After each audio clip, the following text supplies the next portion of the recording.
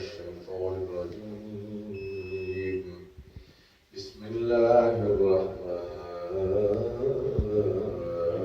الرحيم وما أرسلناك إلا رحمة للعالمين صدق الله مولانا العلي العظيم وبلغنا رسوله النبي الكريم إن الله وملائكته يصلون على النبي يا أيها الذين آمنوا صلوا عليه وسلموا تسليما الصلاة والسلام عليك يا سيدي يا رسول الله وعلى آلك وأصحابك يا سيدي يا حبيب الله الصلاة والسلام عليك يا سيدي يا رسول الله وعلى آلك وأصحابك يا سيدي يا حبيب الله معزز سامعین کرام جناب قاری صاحب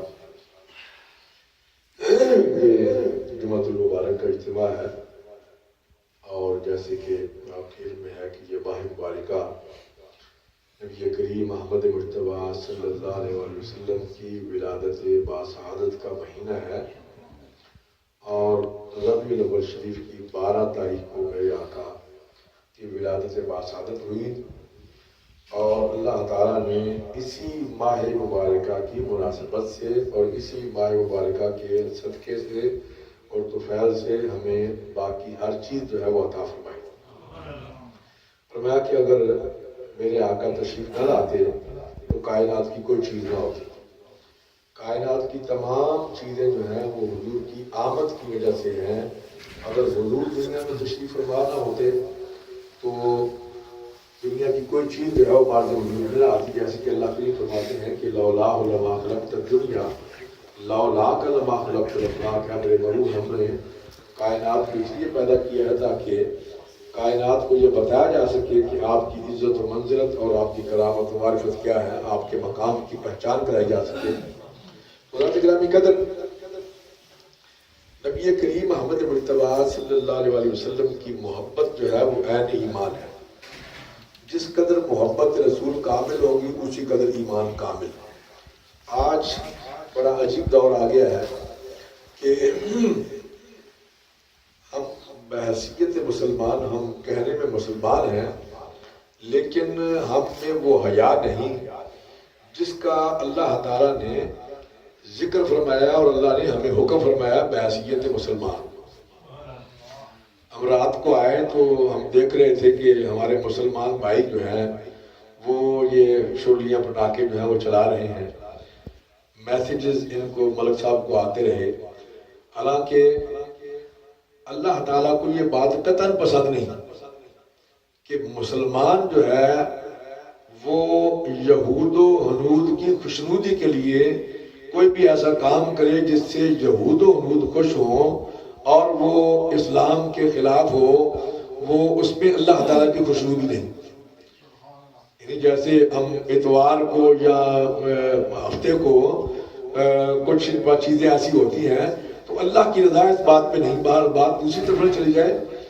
اب یہ کر رہا تھا کہ آج بھی اگر، کیونکہ ہم مسلمان تو ہیں لیکن اسلام نے جن چیزوں کا ہمیں حکم فرمایا ہے اور اسلام جو کچھ ہم سے چاہتا ہے، ہم میں سے بہت کم لوگ ہیں جو اس پر کاربند ہیں، کیونکہ اسلام جو ہے اس نے حیا کا حکم فرمایا ہے اور مسلمان کے لیے غیرت سب سے بڑی چیز ہے۔ شاید آپ کو یہ بات یاد ہو کہ تاتاریوں نے منگولوں پر جب حملہ کیا، تاتاریوں نے منگولوں پر حملہ کیا تو اس وقت انہوں نے ایک ایک فرد کو، ایک ایک مسلمان کو چن چن کے قتل کیا۔ اور جیسے یہاں میں بلجیم میں گیا تھا پچھلے دنوں تو وہاں بھی انہوں نے ایک بہت بڑی وہ بنائی ہوئی ہے اس طرح سے پہاڑ، وہ بھی مسلمان لوگوں کی لاشیں جو ہیں اکٹھی کر کے اس کے اوپر پھر اس نے پہاڑ بنایا تھا۔ اسی طرح اس وقت تاتاریوں نے مسلمانوں کو چن چن کر قتل کیا، اور پھر جب سارے ان کی نظر میں قتل ہو گئے، ختم ہو گئے، تو پھر انہوں نے کہا کہ جو بندہ کسی مسلمان کے بارے میں ہمیں بتائے گا اس کو اتنا انعام دیا جائے گا۔ پھر وہ بتاتے بات ان کو بھی پکڑ پکڑ قتل کرتے۔ کچھ لوگ تہ خانوں میں چھپ گئے اور کئی دن تک دجلہ کا پانی جو ہے وہ خون بن کے بہتا رہا، اور جب بہت سے لوگ کئی لاکھ کی تعداد میں نیچے جو سیلر ہوتے ہیں، تہ خانے ہوتے ہیں، ان میں چھپ گئے، تو انہوں نے کیا کیا کہ دجلہ کا پانی جو ہے وہ چھوڑ دیا، اور کئی لاکھ لاشیں جو ہیں ان کو پھر اٹھانا پڑا۔ اسلام کے ساتھ یہ کچھ بھی ہوا ہے ان لوگوں نے کیا۔ اور میں یہ کہہ رہا تھا کہ غیرت کی بات ہے، اس وقت ایک منگول جو ہے وہ عیسائی ہو گیا، اور اس نے ایک عیسائی پادری کو بلا کے اس نے کہا کہ تم عیسائیت کی تبلیغ کرو، کیونکہ مسلمان تو کوئی بچہ نہیں تھا۔ جب اس نے عیسائیت کی تبلیغ جو ہے وہ شروع کی، اور اس نے میرے آقا کی شان میں گستاخی کے کچھ الفاظ جو ہے وہ کہے، اس کا ایک کتا تھا، اس کا ایک بڑا نسلی کتا تھا، وہ اس کو بھونکا۔ اس نے کہا کہ تم فکر نہ کرو، یہ بڑا نسلی کتا ہے اور یہ میرا پالتو کتا ہے، یہ کوئی ایسی بات نہیں ہے، ایسے کوئی اس پر کو خیال آیا یا کوئی چیز اس نے دیکھی ہے۔ جب دوسری مرتبہ پھر اس نے حضور کی شان میں گستاخی کی، تو وہ کتا بڑی زنجیر کے ساتھ بندھا ہوا تھا، اس نے اپنی زنجیر توڑا کے سیدھا آ کے اس کے گلے سے پکڑا اور چھوڑا۔ اس وقت جب وہ وہاں سے جہنم ہو گیا، جب وہ مر گیا نا وہ پادری، وہ عیسائی، اس وقت چھوڑا اس نے۔ تو یہ معاملہ دیکھ کر 70,000 عیسائی جو ہے وہ کلمہ انہوں نے پڑھ لیا، 70,000 عیسائیوں نے کلمہ پڑھ لیا اور مسلمان ہو گئے۔ اور یہ کر رہا تھا کہ نبی کریم صلی اللہ علیہ وسلم کی محبت جو ہے، آج ہم کہنے کو تو مسلمان ہیں لیکن بس بحثیت مسلمان ہیں، ہم نے اسلام کی جو روح ہے اس کو نہیں پہچانا، روح جو ہے اس کو نہیں پہچانا۔ ایک بار روح کیا ہے؟ صحابہ نے ہمیں بتایا کہ حضور کے ساتھ محبت ہو تو کیسی ہو، حضور کے ساتھ عقیدت ہو تو کیسی ہو، حضور کے ساتھ پیار ہو تو کیسا ہو۔ ام المومن حضرت عائشہ صدیقہ فرماتی ہے کہ میرے والد گرامی حضرت سیدنا صدیق اکبر صبح سے لے کے شام تک حضور کی بارگاہ میں حاضر رہتے تھے۔ آپ فرماتی ہیں کہ جب رات کا تھوڑا سا حصہ گزارنے کے لیے وہ اپنے حجرے میں آتے ہیں، تو آپ فرماتی ہیں کہ ان کے حجرے سے اس طرح بو آتی جس طرح ہانڈی میں گوشت کے جلنے کی بو آتی۔ ہانڈی میں گوشت ڈال دیں گا تو وہ جل رہا ہو تو اس کی بو آتی ہے۔ آپ فرماتی ہیں کہ اس طرح بو آتی۔ آپ فرماتی ہیں کہ وجہ کیا تھی کہ وہ صبح سے لے کے شام تک حضور کی بارگاہ میں حاضر رہتے، حضور کے دیدار سے مشرف ہوتے، اور ان کا دل جو ہے وہ شادہ فرحا ہوتا، ان کا دل جو ہے وہ خوش ہوتا، وہ مطمئن ہوتا، سکون میں رہتا۔ لیکن جب تھوڑا سا حصہ رات کا گزارنے کے لیے اپنے حجرے میں آتے تو حضور کی جدائی کے غم میں اور حضور کے ہجر اور فراق میں ان کے جگر کے جلنے کی بو آتی، ان کے جگر کے جلنے کی بو آ کرتی۔ یہ تھی صحابہ کی محبت، یہ تھی صحابہ کی عقیدت اپنے آقا سے پا، اور اسی کا اللہ نے حکم فرمایا ہے، اسی کے بارے میں ذرا درود پاک پڑھ لیں۔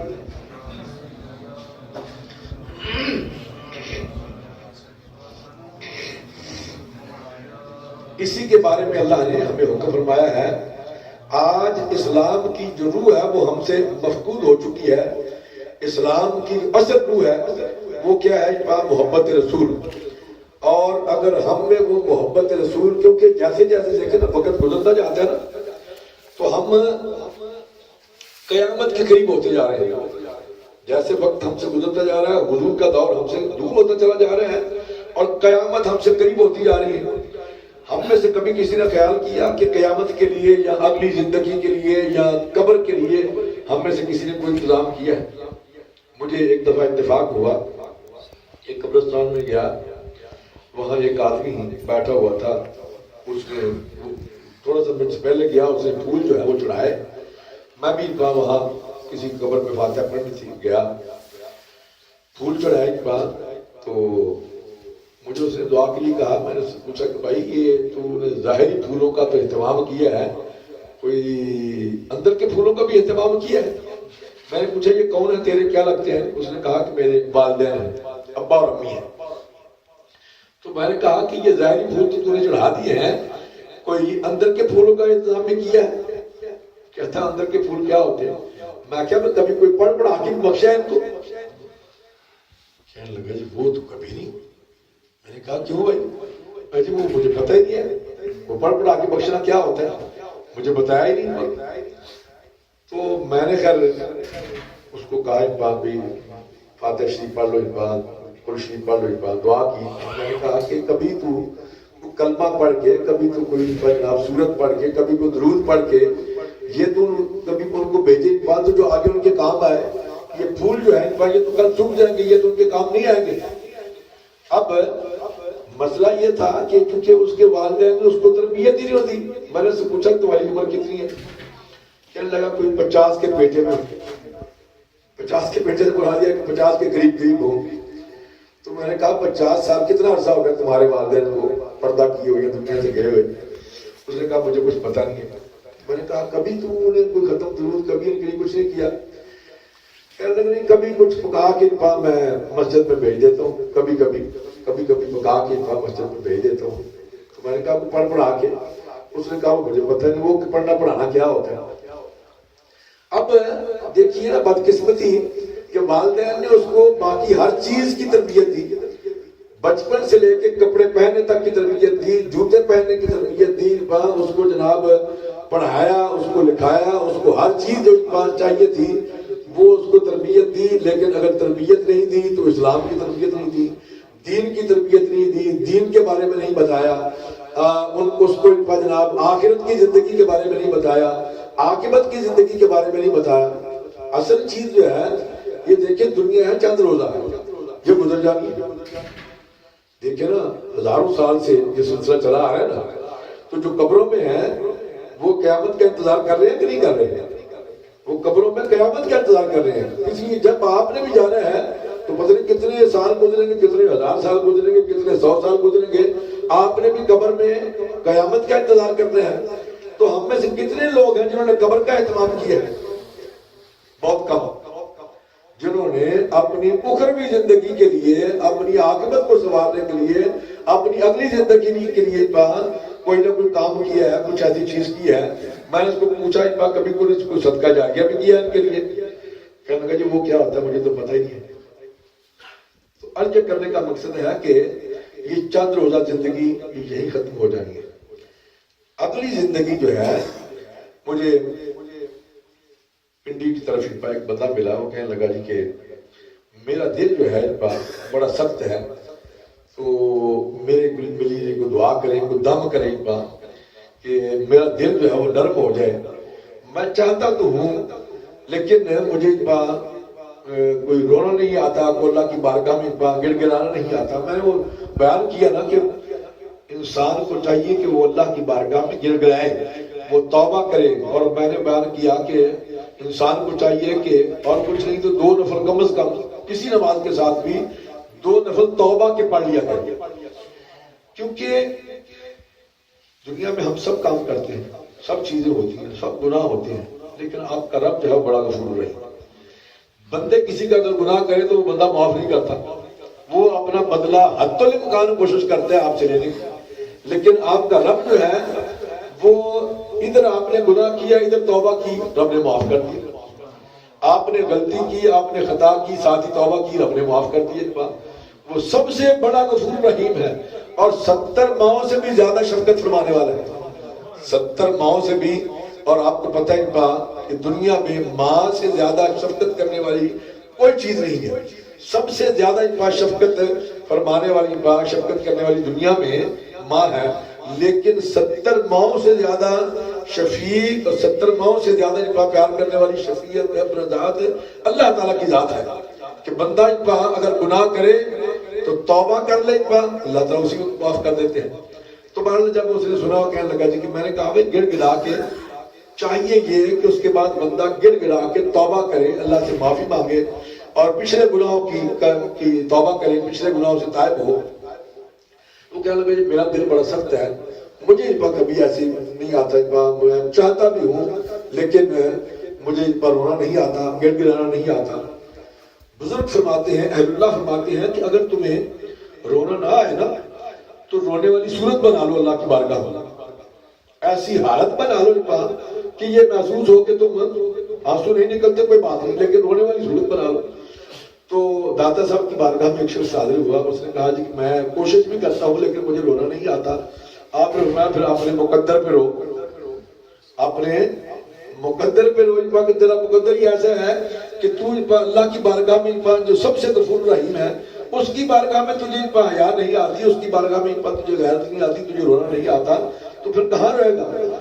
عرض یہ کرنے کا مقصد ہے کہ انسان کو چاہیے کہ وہ اپنی عاقبت، اپنی زندگی جو ہے، یہ دنیاوی زندگی چند روزہ ہے، یہ ایسے فوراً فوراً گزر جاتی ہے، اور حضور نے فرمایا کہ قیامت کے قریب سال جو ہے وہ مہینوں کی طرح، مہینے جو ہے وہ ہفتوں کی طرح، اور ہفتے جو ہے وہ دنوں کی طرح گزرتے جائیں گے جیسے جیسے قیامت قریب۔ اب آپ دیکھ رہے ہیں کہ ایسی حالات بنے ہوئے ہیں، قیامت کا قرب آ رہا ہے، اور جن کا یہ کل کی بات لگ رہی ہے، 2015 گزر گیا نا، اب لوگ مبارکیں دے رہے ہیں 2016 کی، اور 2016 بھی ایسے گزر جانا ہے، پتہ بھی نہیں چلنا۔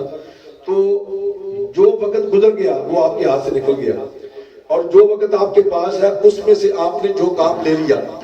میرے والد صاحب ایک واقعہ بیان فرمایا کرتے تھے کہ ایک شخص تھا، دلہا ہے، اس نے کپڑا بننا تھا، کپڑا، تو اس کے پاس پرانے زمانے میں یہ شٹل، جو انگلش میں شٹل کہتے ہیں نا، پرانے زمانے میں اس کو رچ کہتے تھے، جس میں وہ دھاگا ڈال کے تو وہ ادھر سے ادھر ڈالتے ہیں، اب تو خیر مشینوں سے ادھر سے ادھر جاتی ہے نا، اس کو شٹل کہتے ہیں انگلش میں، اور پنجابی میں اس کو کیا کہتے تھے؟ رچ۔ وہ فرماتے تھے، والد صاحب فرمایا کرتے تھے کہ کسی نے کپڑا بننا تھا، اس کے پاس رچ نہیں تھا، باقی سارا سامان تھا، وہ کسی دوسرے سے مانگ کے لایا 1 یا 2 دن کے لیے، اس نے محنت کی، رات دن کر کے اس نے جتنا کام اس نے لینا تھا نا اسے، وہ کام اس نے لے لیا۔ جب کام لے لیا اور وہ اس کو واپس دینے کے لیے گیا کہ بھائی یہ تم سے میں نے لیا تھا 2 دن کے لیے، میں نے اپنا کام لے لیا ہے، کر لیا ہے، یہ تمہاری امانت ہے، وہاں سے کوئی اللہ کا بندہ گزر رہا تھا۔ جب اس نے یہ منظر دیکھا اور اس نے شعر پڑھا کہ رچ بگانا کارج اپنا، رچ بگانا کارج اپنا، وردلا دن 4 لکھ لعنت تیرے سٹھریا جو دمدہ کرے بچار۔ یعنی جو رچ تھا وہ کسی سے لے کے آیا تھا، جو اس سے کام لے لیا اس نے وہ اس کا ہو گیا۔ رچ بگانا کارج اپنا، جو کام لے لیا وہ اپنا ہو گیا۔ لکھ لعنت تیرے ستھریا جو دمدہ کرے بچار، کہ اس بندے پر اللہ کی لعنت ہے جو یہ سمجھے کہ پتہ نہیں زندگی کتنی ہے، ساری زندگی پڑی ہے، ساری زندگی پر جناب کام کرنا ہے، ساری زندگی پر عبادت کرنی ہے، یہ کرنا ہے، وہ کرنا ہے، کل کر لوں گا، پرسوں کر لوں گا۔ ایک دانشور سے کسی نے پوچھا کہ بھائی توبہ کا بہترین وقت کون سا ہے، توبہ کے لیے بہترین ٹائم اور وقت کون سا ہے؟ دانشور نے کہا کہ موت سے 1 دن پہلے، موت سے 1 دن پہلے۔ وہ بھی کوئی سمجھدار آدمی تھا، وہ میرے جیسا ہوتا تو کہتا چلو پتہ نہیں ٹھیک ہے میں چلا جاتا۔ اس نے کہا جی موت کا تو علم ہی نہیں ہے تو موت سے 1 دن پہلے کیسے؟ تو دانشور نے کہا کہ یہی تو بات میں تمہیں سمجھانا چاہتا ہوں، اگر تمہیں موت کا پتہ نہیں ہے تو پھر ہر وقت موت کو اپنے سر پر سوار سمجھو۔ یہ سمجھو، اس بات کل آپ نے شاید دیکھا ہو فیس بک پہ، لالے موسے میں ایک شخص جو ہے وہ نعت کا اعلان کر رہا ہے بندے کے لیے بات، اور نعت کا لفظ اس کی زبان پر ہے، اس کی روح جو ہے بات کفشنسی سے وہی ہو گر گیا اس بات، اور اللہ تعالیٰ نے رات کو اس کو بیٹھا بھی دیا ہے اس بات۔ تو موت کا وقت جو ہے وہ سوائے اللہ کے کسی کے علم میں نہیں، سوائے اللہ کے کسی کے علم میں نہیں، کسی کو پتہ نہیں ہے۔ تو اس نے کہا یہ تو میں تمہیں سمجھانا چاہتا ہوں کہ اگر تمہیں موت کا تعین نہیں، پتہ نہیں، تو پھر ہر دن کو اپنی موت کا دن سمجھو اور اس سے پہلے توبہ کر لو، اور اس سے پہلے جب بندہ اس سے پہلے توبہ کر لے گا، رب بڑا غفور رحیم ہے، توبہ کو قبول کرنے والا ہے۔ جب بندہ اللہ کی بارگاہ میں، اللہ کے فرماتے ہیں کہ بندہ میری طرف ایک بالشت آتا ہے، میں اس کی طرف 1 قدم آتا ہوں، میں اس کی طرف فرمایا کہ فَاذْكُرُونِي أَذْكُرْكُمْ، اے میرے بندے تم میرا ذکر کرو تو میں تمہارا ذکر کروں گا، فرمایا کہ تم مجھے یاد کرو تو میں تمہیں یاد کروں گا. اللہ کریم فرماتا ہے کہ بندہ مجھے یہاں انسانوں میں بیٹھ کے یاد کرتا ہے، میرا ذکر کرتا ہے، تو میں آسمانوں میں فرشتوں میں اس کا ذکر کرتا ہوں. تو بندہ جب رب کا ذکر کرے گا تو رب بندے کا ذکر کرتا ہے. اور رب فرماتا ہے کہ بندہ میری طرف تھوڑا سا اگر میرے قریب آتا ہے تو میں اس سے کئی گنا زیادہ اس کے قریب ہوتا ہوں. تو رب تعالیٰ آپ کا رب جو ہے وہ تو ہر وقت یہ چاہتا ہے کہ میرا بندہ میری طرف آئے. ہم ہی بھولے ہوئے ہیں، ہم ہی وہ راستہ بھولے ہوئے ہیں. ہمیں چاہیے کہ تمام راستوں سے قطع تعلق کر کے اپنے رب سے تعلق جوڑ دیں، اپنے رب سے محبت کا الفت کا تعلق جوڑ لیں. جب بندہ رب کا ہو جاتا ہے، رب سے تعلق قائم کر لیتا ہے، پھر اس کو، کیونکہ آج دور کیا ہے، بندہ رات دن دولت کے پیچھے، رات دن مال کے پیچھے، اور وہ اس کو کوئی پتہ نہیں جناب حرام حلال کی کوئی تمیز نہیں ہے. جھوٹ اور جناب چغلی اور غیبت اور شراب اور فلاں ہر چیزیں، تمام ان پر جو ہے وہ چیزیں ہمیں پائی جاتی ہیں. ہمیں ان پہ اس بات کا احساس ہی نہیں ہے کہ ہم نے مرنا بھی ہے، اللہ کی بارگاہ میں پیش بھی ہونا ہے، ہمیں جواب بھی دینا ہے، ایک ایک چیز کا جواب دینا ہے، ایک ایک بات پوچھی جائے گی، ایک ایک چیز کے بارے میں حساب کیا جائے گا. لیکن اس کے بارے میں ہمیں دوسروں کا حق مارنا، بہن بھائیوں کے حق مارنا، یہ ہمارا وتیرہ ہو گیا ہے. اور ہمارے معاشرے میں یہ بات جو ہے اس طرح سے رچ بس گئی ہے کہ کوئی بندہ اس کو عیب سمجھتا ہی نہیں. مطلب ہوتا ہے کہ بندہ گناہ سمجھے یا عیب سمجھے، وہ چیز ہے ہی نہیں. صرف یہ ہے کہ بس جس طرح سے بھی بھائی دولت، اب دولت جو ہے وہ یہی چھوڑ دیں گے آپ. اور جن کے لیے بندہ، میرے والد صاحب فرمایا کرتے کہ جو بندہ جن کے لیے دنیا میں حرام حلال کی تمیز نہیں کرتا اور سارا کچھ چھوڑ کے چلا جاتا ہے، اس اولاد کو اتنی توفیق نہیں ہوتی کہ وہ جنازے میں شامل ہو سکے. ہو سکتا ہے وہ اپنے کام پہ ہو، چھٹی نہ مل رہی ہو سکتا ہے وہ اپنے معاملات پہ ہو تو اس کو چھٹی نہ مل رہی ہو. میرے جاننے والے تھے، ان کے جنازے میں شامل ہونے کا اتفاق ہوا. ان کا ایک ہی بیٹا تھا، تو دیکھا پا جاتے ہوئے دیکھا کہ بیٹا جو ہے وہ کھڑے ہو کے پیشاب کر رہا ہے. پیشاب کر کے اسی طریقہ وہ بندوں میں شامل ہو کے جا کے جنازے میں کھڑے ہو گئے. والدہ کا جنازہ تھا، جا کے جنازے میں کھڑے ہو گیا. اب آپ اندازہ کریں کہ وہ ایک ہی بیٹا ہے، دنیا میں اور کوئی کمائی نہیں ہے، ایک ہی بیٹا ہے، اس کو توفیق ہی نہیں ہو سکی وہ اپنی والدہ کا سیدھا سے جنازہ پڑھ سکے. آپ نے دیکھ لیا جنازے میں کس طرح سے شامل ہوا ہے. تو یہ ساری چیزیں یہاں رہ جانی ہیں. آگے جو جانا ہے وہ آپ نے جو اچھے عمل کرنے ہیں، جو نیک عمل کرنے ہیں، جو اچھے کام کرنے ہیں، وہ آپ کے ساتھ جانے ہیں اور وہی آپ کے کام آنے ہیں. وہی آپ کے، اور دنیا یہ نہیں کہ صرف آخرت میں کام آنے ہیں، دنیا میں بھی کام آنے ہیں. دنیا میں فرماتا ہے یہ توکل علی اللہ فہو حسبہ. اللہ کے فرماتے ہیں کہ جو بندہ مجھ پر توکل کر لیتا ہے، رب فرماتا ہے میں اس کے لیے کافی ہوں. بندہ میرا ہو اور مجھ پر توکل کرے، مجھے اپنا سمجھے، اللہ فرماتا ہے پھر میں اس کو کسی کا محتاج ہونے نہیں دیتا. میں اس کو کسی کا محتاج نہیں ہونے دیتا. یہ تو ہمیں پڑی ہوئی ہے، ہمیں پاس صرف اس بات کا خیال ہے. ورنہ اگر آپ رب کی طرف توجہ کریں، ایک دفعہ ذرا قریب ہو کے رات کے کسی پہر میں اپنے رب کو یاد کر کے تو دیکھیں اس کی رحمتیں جو ہیں وہ آپ پر نازل ہوتی ہے کہ نہیں، میرے آقا کی توجہات ہوتی ہے کہ نہیں. پر وہ آدمی جو ہے وہ کہنے لگا کہ میرا دل جو ہے وہ اس طرف راغب نہیں ہوتا. میں نے کہا تو کوشش کیا کر کہ اگر تو نماز کی طرف توفیق نہیں ہے تو کسی وقت 2 4 5 منٹ بیٹھ کے اللہ کو یاد کیا کر، اللہ کا ذکر کیا کر. جیسے بھی اگر وضو ہو سکے تو بہتر ہے، اگر وضو نہ بھی ہو تو اللہ کا ذکر جو ہے وہ کیا کر. اس سے کیا ہوگا، ایک تو میں نے کہا توبہ کے 2 نفل پڑھ لیں، نفل پڑھ کے پھر توبہ کر لیں اللہ کی بارگاہ میں.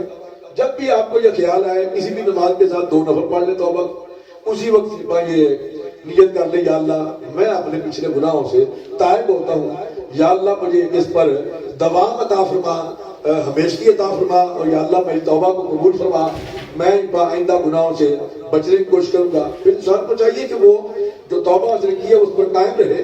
اگر پھر بھی کہیں کوئی کمی بیشی ہو جاتی ہے پھر توبہ کر لے. رب تعالیٰ بڑا غفور رحیم. فرمایا کہ انسان کی ایک ہے اس کی روح. اب چونکہ میں اگر وہ تفصیل میں چلا جاؤں گا تو منٹ 2 رہ گئے ہیں. وہ بہرحال مختصر عرض کروں کہ انسان جو ہے وہ 3 چیزوں کا مجموعہ ہے. ایک ہے نفس لوامہ، ایک ہے نفس مطمئنہ، اور ایک ہے نفس امارہ. فرمایا کہ نفس امارہ ان روحوں کو کہا جاتا ہے کہ جو نیکی کی طرف جن کو رغبت ہی نہیں ہوئی، بچپن سے لے کے نیکی کی طرف رغبت ہوئی نہیں، نیک کام کی طرف کوئی توجہ کی نہیں، گناہوں کی طرف رہے. کبھی کبھار کبھی کوئی خیال آ گیا یا کوئی نیکی کی رغبت ہوئی بھی تو کبھی کبھار نیکی کی طرف آ گئے، نیکی کر لی پھر وہ گناہوں کی طرف جو ہے وہ مائل ہو گئے، وہ گناہوں کی زندگی گزاری، گناہوں کی طرف ہی رہے. ان کو کہتے ہیں نفس، اس کو کہتے ہیں نفس امارہ. ایک ہے نفس لوامہ. نفس لوامہ وہ ہے کہ جو شخص جس کو توبہ کی توفیق ہو جاتی ہے، اس سے کبھی گناہ ہوتا ہے تو توبہ کر لیتا ہے اللہ کی بارگاہ میں، توبہ کر لیتا ہے، پھر وہ نیکی کی طرف آ جاتا ہے، پھر گناہ ہو جاتا ہے، پھر توبہ کر لیتا ہے. یہ اس کو کہتے ہیں نفس لوامہ. ایک تیسری قسم ہے، وہ یہ روح کی قسمیں ہیں، تینوں روح کی قسمیں ہیں. تیسری جو ہے اس کو کہتے ہیں نفس مطمئنہ. نفس مطمئنہ وہ ہوتا ہے جو بچپن سے لے کے نیکی کی طرف راغب ہوتا ہے، جس کو برائی کبھی سجائی نہیں دی، اور اگر کبھی زندگی میں اس سے کوئی برائی یا خطا یا غلطی ہوئی بھی تو واپس پلٹ کے وہ نیکی کی طرف آ گیا، پھر برائی کی طرف نہیں گیا. اس کو کہتے ہیں نفس مطمئنہ. یہ 3 حالتیں روح کی بیان کی گئی ہیں. اب یہ تینوں حالتوں کا تعلق انسان کی زندگی کے ساتھ ہے، اور فرمایا کہ اگر بندہ رب تک رسائی حاصل کرنا چاہتا ہے تو اس کے لیے ضروری ہے کہ وہ کسی اللہ کے بندے سے منسلک ہو، کسی اللہ کے بندے سے رابطہ کرے، اللہ کے بندے سے نسبت اور تعلق قائم کرے. پھر کیا ہوگا؟ جب اللہ کے بندے سے نسبت اور تعلق اور رابطہ قائم کرے گا تو وہ اس کو توبہ کروائے گا، اس کی توبہ کا وہ گواہ ہو جائے گا. پھر اس کو نیکی کی طرف رغبت ہوگی. ضروری نہیں ہے کہ وہ اسی وقت پکا نمازی ہو جائے یا اسی وقت وہ بہت بڑا جو ہے وہ زاہد و عابد ہو جائے، نہیں. لیکن جب کسی اللہ کے بندے سے نسبت اور تعلق ہو جاتا ہے تو پھر وہ بندہ جو ہے شیطان کے شر سے محفوظ ہو جاتا ہے. شیطان کے شر سے، اور شیطان کا کام ہی انسان کو برگلانا، اس کو راہ راست سے بھٹکانا. کیونکہ جب وہ کسی بندے سے، اللہ کے بندے سے رابطے میں آ جاتا ہے، تعلق اور رابطہ قائم کر لیتا ہے، پھر شیطان کے شر سے محفوظ ہو جاتا ہے.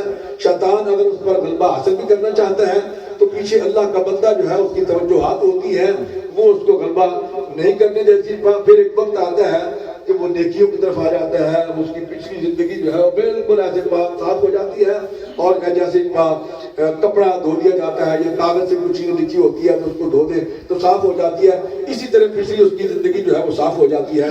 تو اللہ تعالیٰ وقت چونکہ ختم ہو گیا، وقت ہوتا ہی ہاں جو موقع 10-15-20 منٹ ہوتا ہے، تو اللہ تعالیٰ میری اور آپ کی حاضری کو قبول و منظور فرمائے.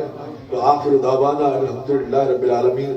اور جو 15-20 منٹوں میں میں نے چند ٹوٹے پھوٹے الفاظ آپ کے گوش گزار کیے ہیں، دعا ہے کہ اللہ تعالیٰ مجھے اور آپ کو ان کو سمجھنے اور ان پر عمل کرنے کی توفیق عطا فرمائے.